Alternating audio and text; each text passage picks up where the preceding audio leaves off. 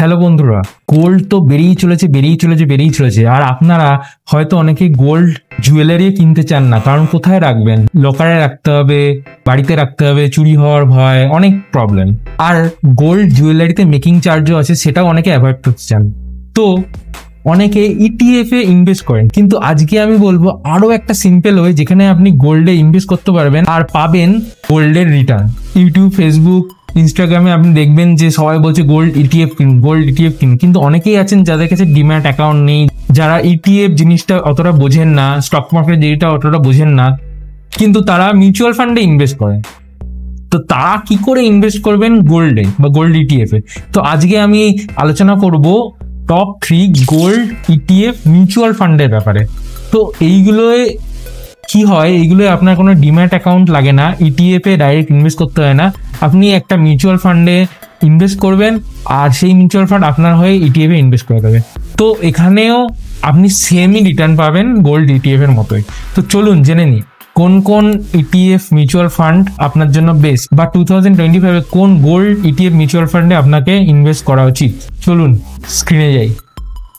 আমি অ্যানালাইসিস করার পর 3টে gold ETF mutual fund select করেছি। তো চলুন এর ম্যাট্রিক দেখে নিই।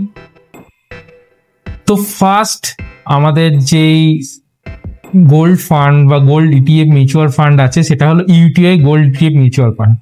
Second Kotak gold fund direct. আর third HDFC gold ETF fund of fund. তো এই তিনটেই হলো ইটিএফ এ ডাইরেক্টলি ইনভেস্ট করে। তো আপনার ডাইরেক্ট ইটিএফ কেনার দরকার নেই, আপনার ডিম্যাট অ্যাকাউন্টের দরকার নেই, আপনার শুধু দরকার একটা মিউচুয়াল ফান্ড ব্রোকারের অ্যাকাউন্ট। তো চলুন রিটার্ন দেখে নিই। তো ফার্স্টে দেখতে পাচ্ছেন আপনি 1 বছরে কি দুর্দান্ত রিটার্ন এইগুলো দিয়েছে। 67.9, 67.3, 67.8, মানে গোল্ডে 1 বছরের রিটার্ন হলো 67%। মাথা খারাপ করা, মানে স্টক মার্কেটেও মনে হয় কোনোদিন 67% এক ইয়ারে দেয়নি, অ্যাটলিস্ট আমি জবের থেকে ইনভেস্ট করছি। চলুন এবার দেখা যাক কি এদের মিনিমাম এসআইপি কত। তো মিনিমাম এসআইপি আপনি দেখতে পাচ্ছেন 500 টাকা ইউটিআইতে, আর কোটাক গোল্ড মিউচুয়াল ফান্ডে হলো 100 টাকা, আর এইচডিএফসিতে 100 টাকা। এক্সপেন্স রেশিও দেখতে পারবেন এখানে খুবই কম, ইটিএফে এরকমই এক্সপেন্স রেশিও থাকে। তো এটা ভুল ভাববেন না যে ইটিএফে কম এক্সপেন্স রেশিও, এখানে বেশি এক্সপেন্স রেশিও, আমার লস হয়ে যাবে।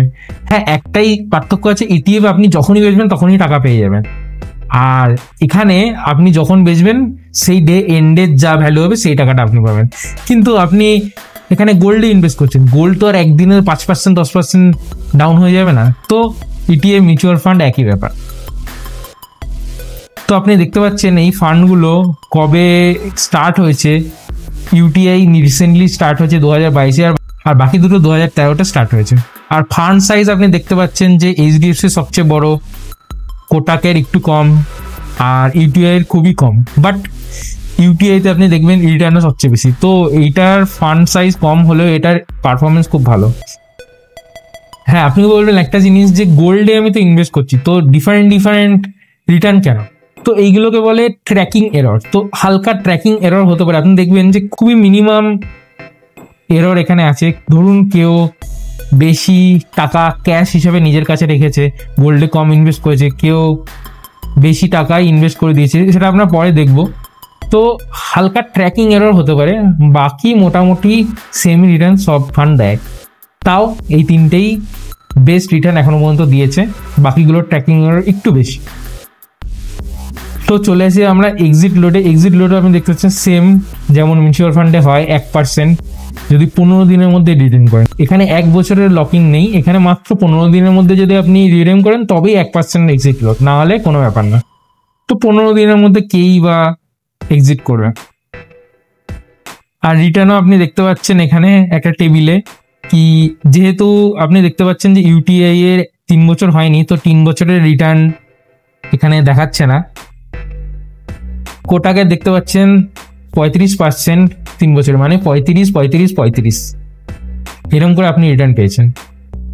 এইচডিএফসিরও সেম মোটামুটি 35, আর 5 বছরে 19.4 মানে 5 বছরে 19.4 19.4 19.4 19.4 19.4 ভাবতে পারছেন? মানে মিউচুয়াল ফান্ডের চেয়ে গোল্ডে বেশি রিটার্ন কেউ কখনো ভাবেও না।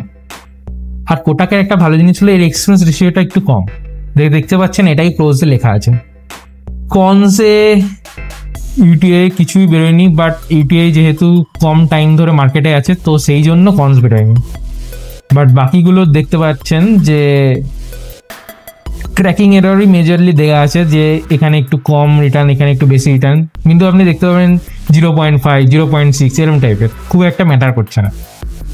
বাকি আপনি এই জিনিসটা দেখতে পাবেন ইউটিআই যেহেতু 0.5%ই ক্যাশে রেখেছে, বাকি সব গোল্ডে ইনভেস্ট করেছে, সেহেতু ওর রিটার্ন একটু বেশি। আর কোটাক আর এইচডিএফসি দেখতে পাচ্ছেন ক্যাশও নিজের হাতে একটু রেখেছে, তো সেই জন্য একটু কম রিটার্ন। তো সেটা যেটা আপনাকে বললাম। আর এদের ফান্ড ম্যানেজারের নাম দেখতে পারেন, বাট ফান্ড ম্যানেজারের নাম দেখে কোনো লাভ নেই, কারণ হলো গোল্ডে এরা ইনভেস্ট করছে। এই তিনটেই হলো টপ ইটিএফ মিউচুয়াল ফান্ড। তো আপনি যদি ইটিএফে ডাইরেক্ট ইনভেস্ট করতে না চান, আপনি এই ফান্ডগুলোকে ইনভেস্ট করতে পারেন। তো এবার আপনি কমেন্টে জানান যে আপনার কোন মোড অফ ইনভেস্টমেন্টটা ভালো লাগে গোল্ডে ইনভেস্ট করার জন্য, আর আপনি কি কোনো ইটিএফে অলরেডি ইনভেস্ট করেছেন?